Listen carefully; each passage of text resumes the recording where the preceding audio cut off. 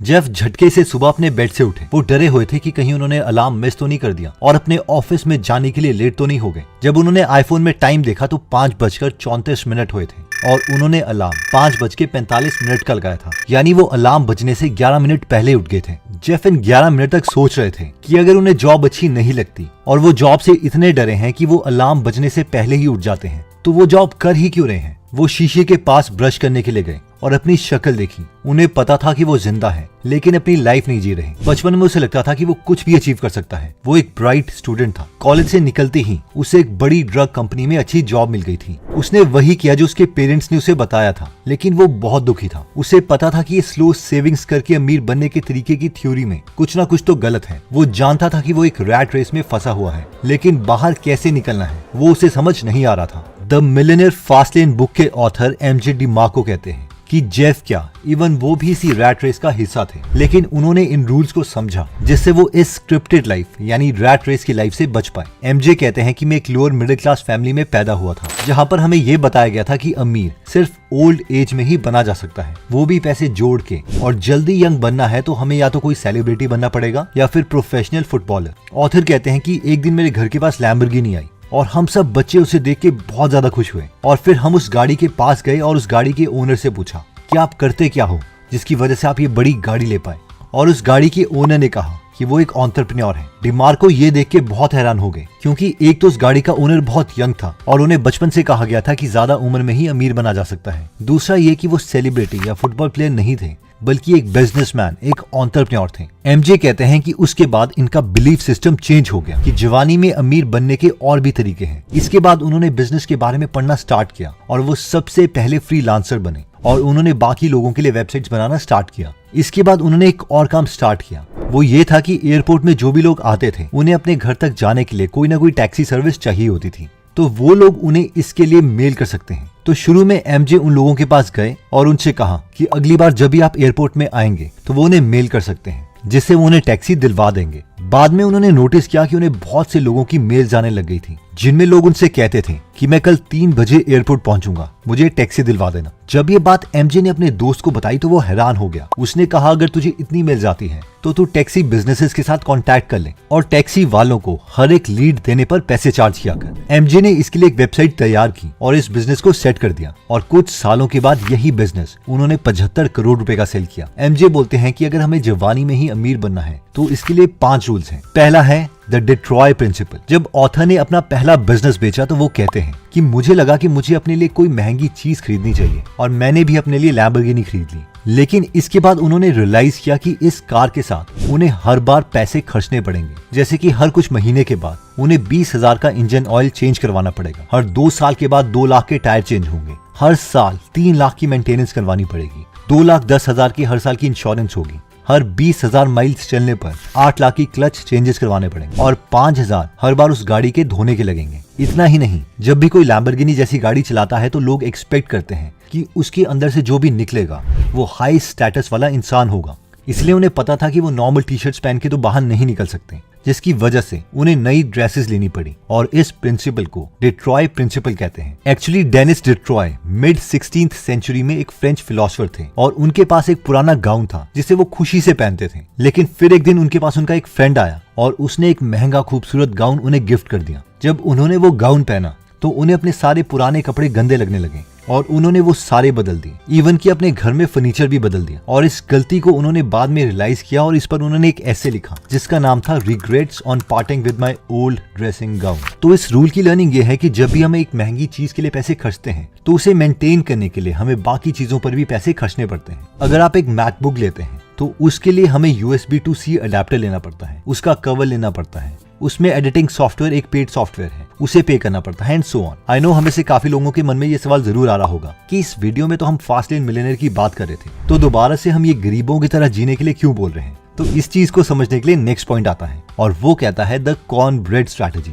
जैसे ही ऑथर ने अपनी कंपनी बेची तो उसके नए ओनर्स ने अपना मेन ऑफिस एरिजोना से शिफ्ट करके सैन फ्रांसिस्को ले गए और ऑथर को पता था कि ये गलत तरीके से बिजनेस कर रहे हैं, क्योंकि सैन फ्रांसिस्को में एक नॉर्मल ऑफिस का रेंट भी 3 लाख के करीब था और बिजली भी बहुत महंगी थी। इसलिए एमजे बोलते हैं कि मेरा एक रूल है जो कहता है कि यूज कॉर्नब्रेड स्ट्रैटेजी, यानी मक्की की रोटी तब तक खाते रहो जब तक तुम एक्चुअल में अमीर नहीं बन जाते, और शैंपेन बाद में पीना। जिसका मतलब ये है कि जब तक तुम्हारा बिजनेस बहुत ज्यादा पैसे नहीं बनाने लग जाए तब तक बिजनेस का हर प्रॉफिट बिजनेस में ही जाना चाहिए। अगर तुम अपने एम्प्लॉइज को महंगे लंचेस खिला रहे हो और ट्रिप्स पर लेके जा रहे हो तो ये शैंपेन स्ट्रैटेजी है जो शॉर्ट टर्म में तो एम्प्लॉइज का मोराल बूस्ट कर सकती है, लेकिन लॉन्ग टर्म में इसकी वजह से कंपनी में कोई पैसा नहीं आएगा। तो इस पॉइंट की लर्निंग ये है कि मिडिल क्लास लोग इनकम के साथ साथ अपना स्टैंडर्ड भी इंक्रीज कर देते हैं, जो कि शैंपेन स्ट्रैटेजी है। लेकिन कॉर्नब्रेड स्ट्रैटेजी कहती है कि जब इनकम इंक्रीज हो तो उससे बिजनेसेस खोलने का ट्राई करो, और जब उससे काफी इनकम आने लग जाए तब इन एक्सपेंसिव चीजों में पैसे खर्चना एक सेंसिबल चॉइस होगी। नेक्स्ट पॉइंट कहता है the new horse strategy. MJ कहते हैं कि मैं कंपनी बेचने से 6 महीने पहले ही एक कंफ्यूजन में पड़ा था। मेरे कस्टमर्स की एक्सपेक्टेशंस चेंज हो रही थी। उन्हें पता चल गया था कि अगर वो अपना बिजनेस चेंज नहीं करेंगे तो ये 3 साल तक ही मैक्सिमम और चल पाएगा, और अगर उन्हें अपना बिजनेस अभी चेंज करना है तो उन्हें टेक और एम्प्लॉइज में बहुत ज्यादा पैसे इन्वेस्ट करने पड़ेंगे, और वो इस वक्त वो इतने रिस्क लेने के लिए रेडी नहीं थे। एमजे ये भी जानते थे कि अगर उन्होंने अभी अपना बिजनेस बेच दिया तो उन्हें उस बिजनेस के लिए इतने पैसे मिलेंगे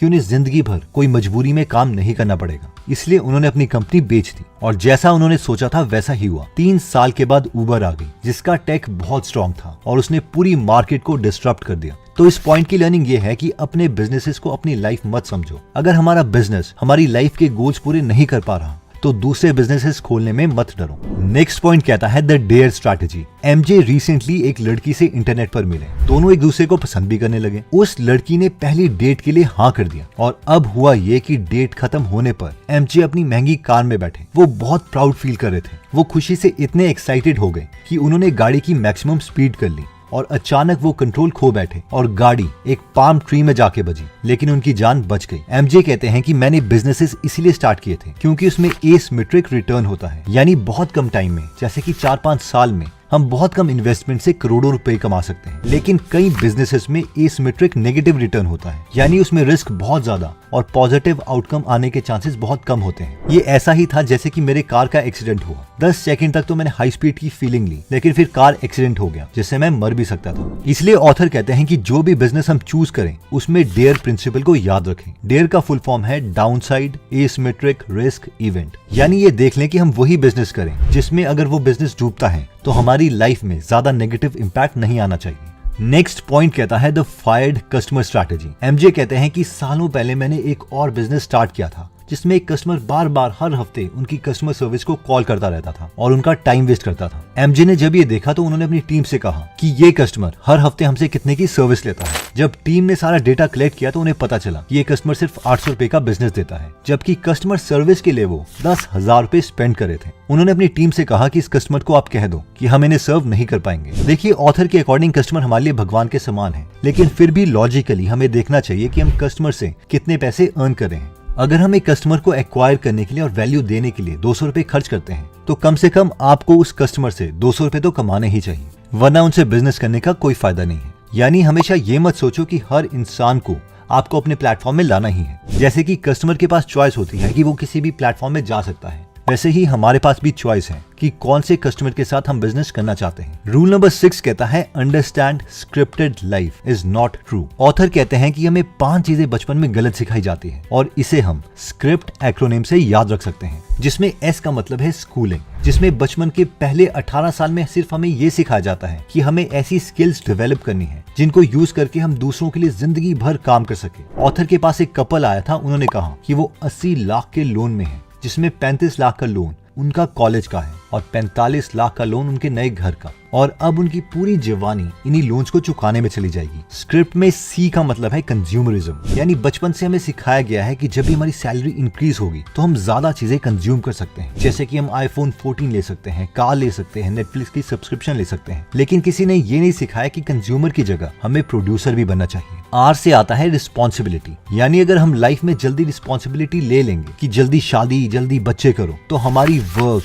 पे डाई वाली जिंदगी चल पड़ेगी। इसलिए बेटर है कि पहले हम अच्छे तरीके से सेटल हो जाएं। आई से आता है इग्नोरेंस। 1961 में मिलग्राम ने एक एक्सपेरिमेंट किया था जिससे ये पता चला था कि अगर एक एवरेज इंसान के पास एक अच्छा सूट बूट पहन के इंसान आता है और वो उसे कुछ करने के लिए बोलता है तो वो एवरेज इंसान मान जाएगा, विच मीन्स कि हम बचपन से ही फ्रीडम से इग्नोरेंट हैं। यानी हमारा माइंडसेट ही एक स्लेव वाला है। इसलिए इस स्लेव माइंडसेट से बचने के लिए हमें नॉन एकेडमिक बुक्स को पढ़ना चाहिए। और अगर हमारे पास नॉन फिक्शनल बुक्स पढ़ने के लिए टाइम नहीं है या फिर इंग्लिश हमें उतने अच्छे से समझ नहीं आती, तो हम गीगल एप्लीकेशन डाउनलोड कर सकते हैं, जहां पर 1200 से ज्यादा बुक समरीज अवेलेबल हैं, जिन्हें हम पढ़ भी सकते हैं और सुन भी सकते हैं। तो अगर हम अपने स्लेव माइंडसेट को तोड़ना चाहते हैं तो हम गीगल एप्लीकेशन डाउनलोड कर सकते हैं, जिसका लिंक हमने डिस्क्रिप्शन और फर्स्ट कमेंट में दे दिया है। पी से आता है प्रोमिसेस। बचपन से हमें प्रॉमिस किया जाता है कि अगर हम 30 सालों तक एक एक पैसा बचा के जिंदगी जिएंगे तो हम जल्दी रिटायर हो सकते हैं और एंजॉय कर सकते हैं। एमजे कहते हैं कि मैं अभी 55 साल का हूँ और स्कीइंग करते हुए पिछले साल मैं गिर गया था और फिर 3 हफ्तों तक स्कीइंग नहीं कर पाया।